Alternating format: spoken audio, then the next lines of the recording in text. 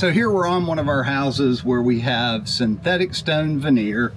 We're using Zip-R sheathing, and I just wanted to show you the layers that we install for water management behind the thin stone veneer. We've got the Zip-R sheathing. While many contractors will install thin stone right on the Zip recommends a secondary drainage membrane and a rain screen membrane. So we have our rain screen here, Tyvek stucco wrap, which is our secondary drain membrane on top of the Zip-R.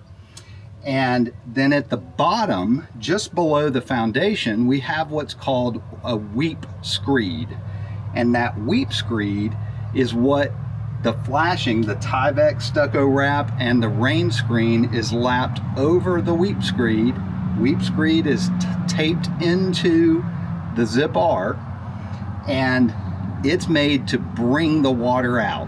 So if water gets driven in by wind or rain, and then the sun hits it and it drives in towards the building, it's going to hit that rain screen layer, which is an open drainage layer.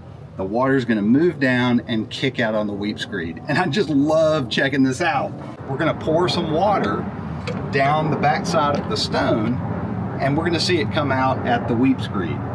So let's take a look. Pouring the water in, and boom, there it comes out at the bottom. Runs just as freely and open as if you were just pouring it down the exterior of the siding. So this is how we can manage water and manage moisture behind difficult claddings that can be problematic.